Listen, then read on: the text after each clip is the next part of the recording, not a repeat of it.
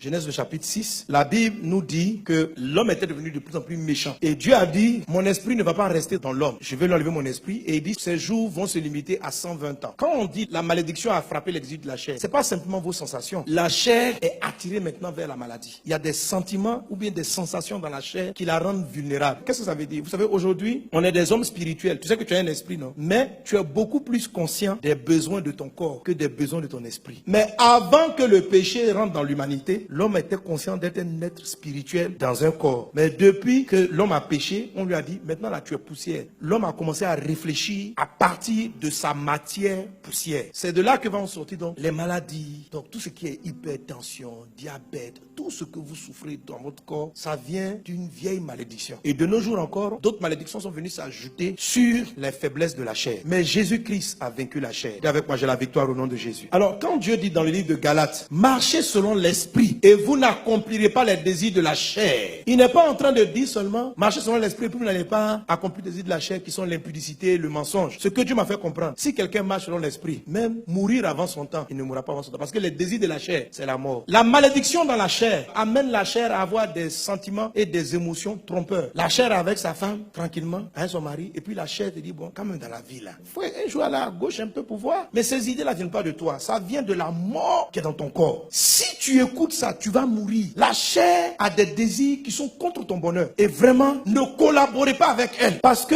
en toi, il y a au moins 3 types de sensations. Les sensations de la chair ne sont pas bien. Elles vont te faire faire des choses qui vont détruire ta propre famille, ta propre maison. La chair va détourner les fonds, le petit argent que tu as. La chair va détruire ton commerce. Même si tu es chrétien, tu es béni. La seule manière d'avoir l'ascendant sur elle par la bénédiction d'Abraham, c'est par ces éléments. Crucifie la chair, marche par l'esprit. Si tu ne crucifies pas la chair, que tu ne marches pas par l'esprit, elle va te détruire. Dieu t'a béni. Il a dit, je ferai de toi une grande personne. Je t'utiliserai pour que toutes les nations soient bénies au travers de toi. La chair va te conduire à prendre de mauvaises décisions. Si tu saisis ce message, tu vas savoir la contrôler. Vous avez remarqué que la chair aime ce qui la tue. La dernière fois, je vous disais ça, je me plais, mais Dieu, comment ça se fait que tout ce qui est bon, est-ce qu'on n'a pas mangé? Je ne comprends pas. Et les choses qui sont bien pour le corps n'ont pas de goût. On dit, il faut manger le navet. Le navet n'est pas doux. Tu vois, la chair, tout ce qui est bien pour la santé, quand la chair goûte ça, la chair dit non, moi je n'aime pas ça. Mais ce qui n'est pas bon, le chocolat, le sucre, là, la chair aime ça. L'alcool, en quantité. Pourtant, ce n'est même pas doux l'alcool. La bière, est-ce que la bière c'est doux? Ce n'est pas doux. C'est un faux goût. La cigarette, ce n'est même pas doux. Les gens qui fument la première fois, ils fument là. Il faut que ça n'a pas de goût. Mais la chair, ce qui n'a pas de goût, la chair dit, prends.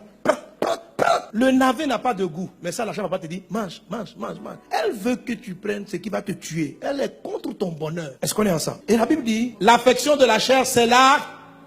Si tu t'amuses, si tu caresses, tu fais des concessions aux choses que la chair aime, elle va te tuer. Mais si tu t'affectionnes aux choses qui viennent de ton être intérieur, aux choses de l'esprit, tu vas vivre et tu auras de la paix. Si tu es troublé, si dans ton foyer il n'y a pas la paix, dans ta maison il n'y a pas la paix, dans tes affaires il n'y a pas la paix, je t'assure, c'est parce que tu ne marches pas par l'esprit. Quand tu suis, la Bible dit, le fruit de l'esprit, c'est la joie, c'est la paix. Tous ceux qui marchent dans l'esprit sont des gens heureux. Les gens malheureux sont des gens charnels. Le fruit de l'esprit, c'est la paix, c'est la joie, c'est le bonheur, c'est la bonté, c'est la bénédiction. C'est tout ça. Quand l'Esprit Saint prend le contrôle, tu es heureux. Quand bien même tu n'as pas assez d'argent dans ton compte bancaire, tu es paisible. Quand l'esprit a le contrôle, il mène joie dans ta famille. Il vous donne la paix. Il vous donne le bonheur. Et tu te sens bien. Et la chair n'aime pas ça. Il dit, oh, les œuvres de la chair sont manifestes. Ce sont l'impudicité. La chair aime ça. L'impureté, la dissolution. La chair aime les palabres. Si la maison est tranquille, tu t'entends bien avec ton conjoint. La chair va dire, non, il faut faire par là. La chair regarde la tête de ton conjoint. La chair dit, mais il n'ira son nez même. Et la chair va te rappeler ce qui t'a fait souffrir en 1932. Tout ça pour créer des palabres. La chair, quand elle a fait des cauchemars, elle serait issue de mauvaise humeur. C'est la chair. On te dit, bonjour. Non,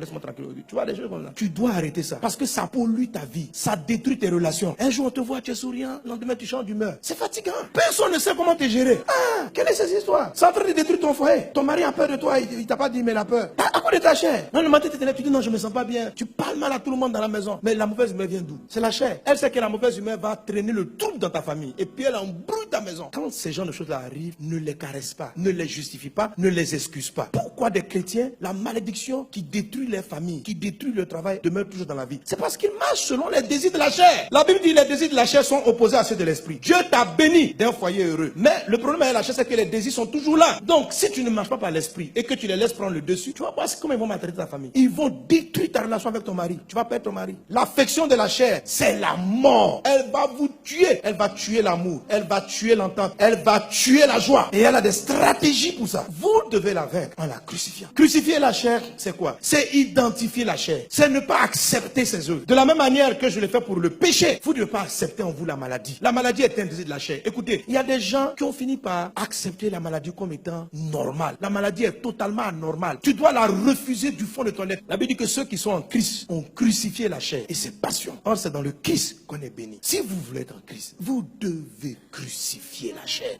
C'est-à-dire, ne trouvez aucune excuse pour ses œuvres. N'excusez pas la maladie en vous. Vous voyez, là, je vous parle de votre état moral, de votre état intérieur. C'est ce que la Bible appelle la foi. Un frère en Christ qui est en train de se dire, dans la famille, tout le monde a le diabète, tu es en train de ne pas crucifier la chair. Tu as crucifié la main de la chair et il y a un côté, tu prends, tu dis oui, faut pas être condescendant. Rejette la maladie, rejette toutes sortes de maladies. Même les maladies les plus régulières chez tout le monde, qu'on a fini par accepter. Tu dois rejeter. Moi, j'ai une lutte chronique avec la calvitie. Et puis avec les yeux. Ces derniers temps, j'ai remarqué que la chair a des désirs. Elle veut que je vois de moins en moins bien. Je n'accepte pas. Pourquoi c'est normal? Pourquoi ma vie doit baisser? On dit non, c'est avec l'âge. Qui a dit? C'est les docteurs. Les cellules s'abaissent. Non, la Bible dit quoi? Que l'espérance de vie de l'homme a commencé à baisser quand l'esprit a commencé à partir. Il dit, je retirerai mon esprit, c'est pourquoi vous allez vite mourir. Ça veut dire quoi? Que quand l'esprit est présent et l'esprit de Dieu est présent en moi, la Bible dit, l'affection de l'esprit c'est la vie. Mes yeux doivent vivre. Les cheveux doivent pousser.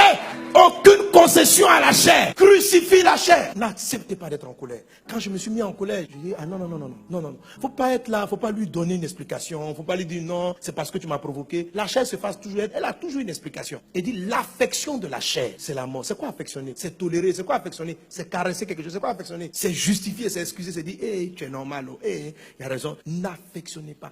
L'affection de la chair, c'est la mort. La chair n'aime pas le travail. La chair est paresseuse. N'affectionne pas ça. La chair n'aime pas gêner. Quand on va prier, la chair n'aime pas. Ne caresse pas ça. Oui, c'est ça que j'ai remarqué. Dès que je dis je vais gêner, j'ai comme un mal d'ulcère qui veut venir. Ce n'est pas l'esprit qui fait ça, c'est la chair. Et le jour où il faut manger, la chair dit de ne pas manger. La chair est bizarre. N'affectionnez pas la chair. Il faut l'affronter. Il faut dire je ne marche pas avec toi. Parce que plus tu affectionnes la chair, plus elle est intense. Elle va te tuer. Elle va tuer ta vie de prière. Elle va tuer ta méditation. Elle va tuer la vie divine. Marchez selon l'esprit du Seigneur et vous n'accomplirez pas les désirs de la chair. Et avec moi, je dois marcher par l'esprit. Donc une fois que tu as décidé de ne pas composer avec la chair, affectionne-toi aux choses de l'esprit. Comment je m'affectionne aux choses d'en haut? Tout ce qui vient de la parole de Dieu, décidez que vous aimez. Même si tu ne sens rien, c'est ta chair qui ne sent rien, mais décide que tu aimes. Quand tu veux lire la Bible, tu dors, mais décide que toi tu aimes lire la Bible. Tu ne ressens rien, mais décide que tu aimes. Parce que dans la vérité, c'est ce que ton esprit apprécie. Alléluia. Aime les choses de Dieu, aime la douceur. Qu'est-ce qu'il y a dans le ciel? C'est la douceur, la patience de Dieu. Faut valoriser la patience. La Bible dit le fruit de l'esprit, c'est la bonté. Faut valoriser la bonté. Quand tu vois quelqu'un qui est bon, dis oui, c'est ça le vrai caractère. Faut pas dire c'est un faible. Non, non, non, non, non. Il dit le fruit de l'esprit, c'est l'amour. Donc l'amour, faut valoriser. Le fruit de l'esprit, c'est la douceur.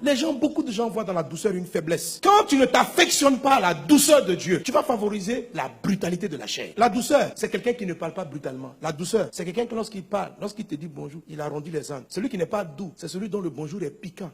Bonjour. Ça, c'est pas doux. Un bonjour, on dirait on t'a lancé un caillou. Ça, ce n'est pas doux. La douceur, c'est dans le langage, c'est dans l'attitude. Quelqu'un qui est brutal. Toi là, suis-moi, c'est pas la douceur, il n'est pas doux. Et beaucoup de gens ont l'impression que quand la Bible dit le royaume des cieux appartient aux violents, c'est une violence vis-à-vis des personnes. C'est une violence vis-à-vis de toi. C'est une violence vis-à-vis de ta prière. C'est pas une violence avec les gens. Toi là, tu es violenté. Non, non, non. Faut pas violenter les gens. La Bible dit que Jésus était quelqu'un de très doux. Soyez doux. Dorlotez. Affectionnez-vous aux choses d'en haut. Amen. Que Dieu vous bénisse abondamment. Que sa grâce soit dans votre vie. Tu es béni dans le nom de Jésus. Alléluia.